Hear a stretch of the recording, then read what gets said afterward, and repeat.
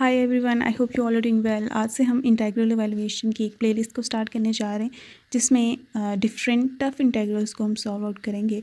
और tough integrals को या वो जिनमें कुछ ऐसे ट्रिक्स यूज़ होती हैं जो कि टफ़ इंटीग्रल को एवेलुएट करने में आसानी हो। तो सबसे पहला इंटीग्रल जो मैं इस प्लेलिस्ट में ऐड करना चाहती हूँ that is this one integral.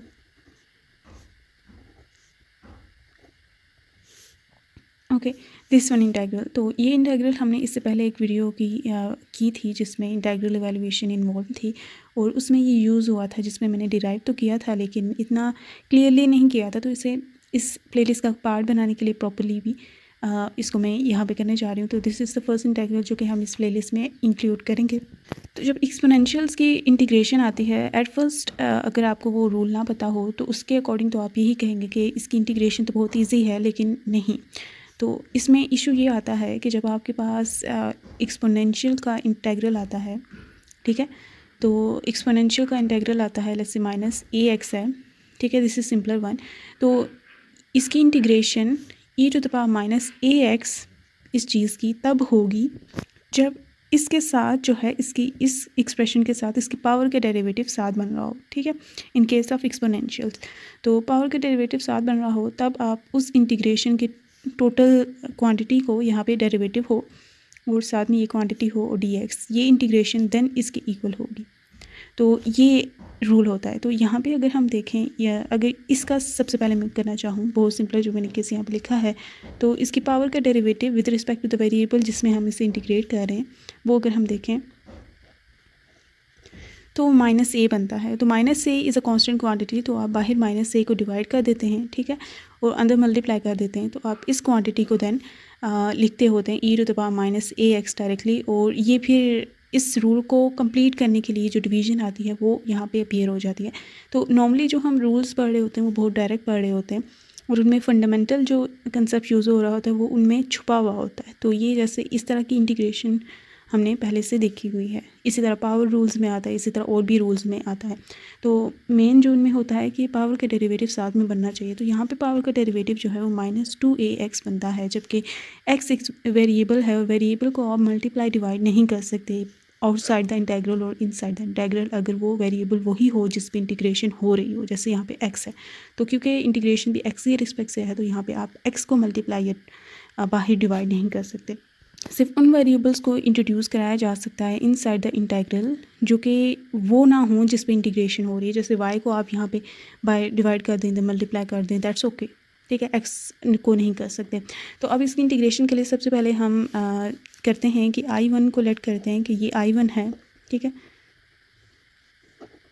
ये जो मैं अभी मेथड करने जा रही हूँ वो तब होता है जब -∞ टू +∞ लिमिट्स हों। लेट्स से अगर आपके पास जो लिमिट्स हैं वो इस तरह से गिवन हैं, तो क्योंकि ये जो एक्सपोनेंशियल फंक्शन है दिस इज़ इवन, ठीक है, e⁻−ax है ना, x² है, तो इसमें आप -x यूज़ करें या x यूज़ करें, दोनों के results for the same value of x same होंगे। लाइक 3 और -3 पे ये दोनों वैल्यू सेम होंगी, ठीक है, इस पे ही सेम होगा। तो ये इवन इंटीग्रल है ना, तो आप इसमें ये कर सकते हैं कि आप इसकी लिमिट्स इसको 1/2 मल्टीप्लाई बाय 2 कर दें, ठीक है, 2 टाइम्स दिस इंटीग्रेंड। तो आप 2 टाइम्स दिस इंटीग्रेंड को एब्जॉर्ब करके -∞ टू +∞ लिमिट बना सकते हैं। कि लेट्स से अगर आपके पास 0 टू ∞ दिस इंटीग्रल आता है तो उसके लिए आप फिर क्या कर देंगे, जो इसका रिजल्ट आएगा उसका हाफ कर देंगे जस्ट इन दैट केस, ठीक है।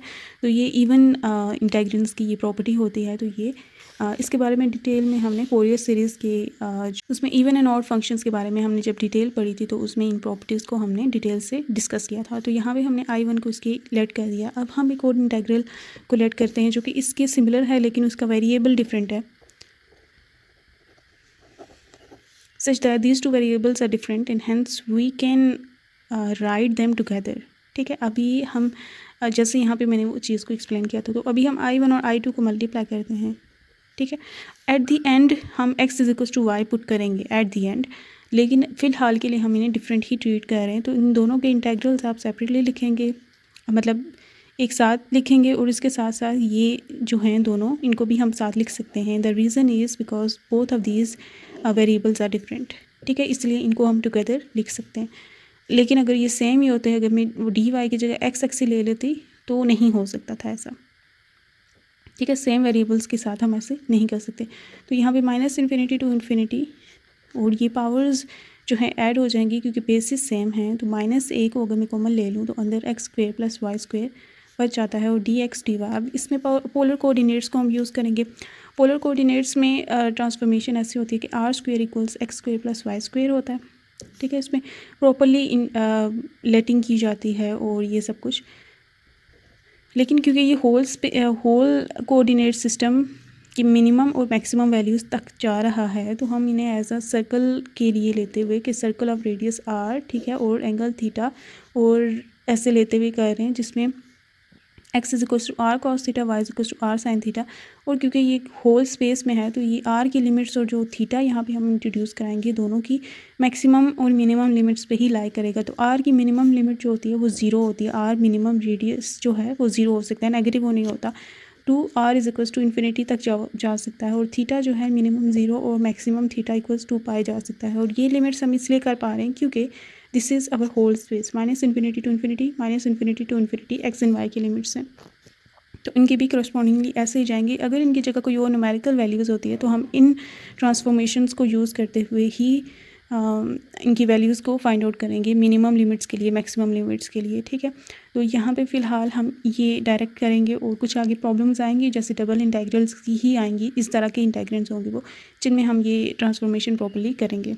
अभी उसकी नीड नहीं है, अभी हम ये मिनिमम टू मैक्सिमम थिंक कर सकते हैं।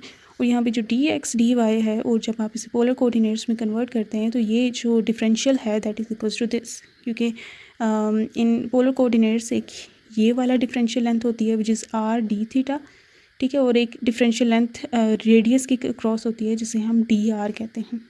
ठीक है, तो इन दोनों का product is r dr d theta. तो इसमें ये 2 डिफरेंशियल्स होते हैं जबकि कार्टेशियन कोऑर्डिनेट्स में dx dy या dz होते हैं। इनमें थोड़ी डिफरेंट इनके डिफरेंशियल लेंथ्स होती हैं।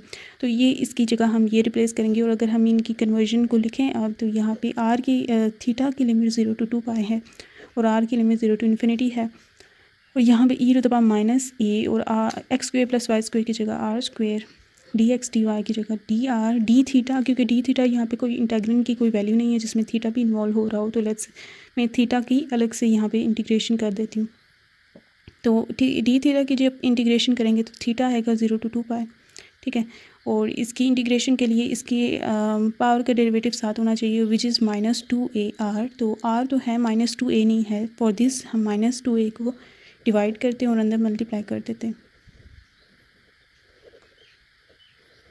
ठीक है, तो इसकी तो इंटीग्रेशन 2π आ जाएगी, नेगेटिव साइन ये इसका और 2a इधर, और ये जो है इसकी जगह -ar² सिंपली आ जाएगा और 0 to इन्फिनिटी इसकी इंटीग्रेशन है। तो ये 2 कैंसिल, सो -π/a।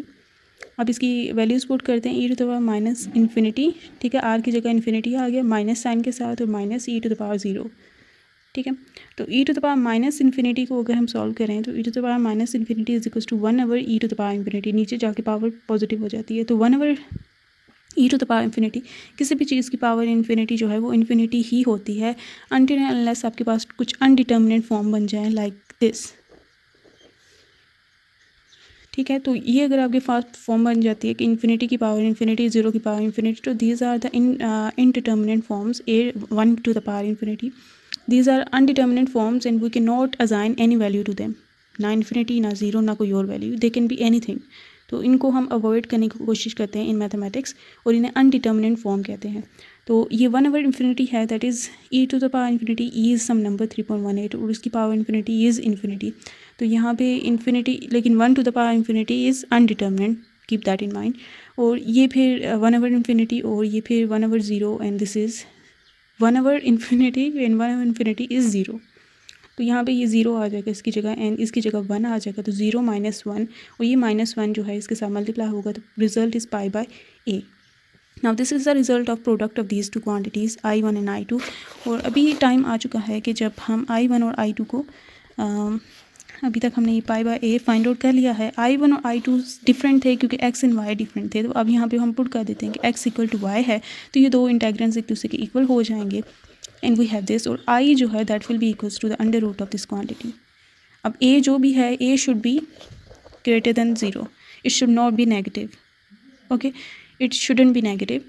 और a could not be zero too, वरना ये इनफाइनाइट हो जाएगा। तो अगर ए ज़ीरो है तो उसके लिए आपको ये इंटेग्रल सेपरेटली सॉल्व करना पड़ेगा, और अगर करेंगे हम तो will see I think the integral will diverge. Yes, it will diverge. तो ये सिर्फ a greater than zero which is not zero and which is not negative के लिए ट्रू है, और अगर ये ए नेगेटिव है तो ये जो इंटेग्रेंड है ये चेंज हो जाता है e to the power let's say be x square d x, and this integrand needs to be calculated in a separate way, और this is a quite tough integral to solve, जिसको हम future में देखेंगे, कभी deal करेंगे। Normally जो integrand आता है ये इंटेग्रेंड आता है, इसे गॉसियन इंटेग्रल भी कहते हैं। So this is the integration of this integral, और यहाँ पे ए की जो भी वैल्यू आती है, मींस आपके पास कोई भी इंटीग्रेशन आती है, जैसे यहाँ पे 2x² आ जाता है तो ए की जगह आप वहाँ पे 2 पुट कर देंगे, तो π/2 अंडर रूट जो है इसका आपके पास ये इसकी इंटीग्रेशन होगी। अगर e to the power -x² आता है तो a = 1 है, आप अंडर रूट पाई आपके पास इसकी इंटीग्रेशन आ जाएगी, एंड सो ऑन।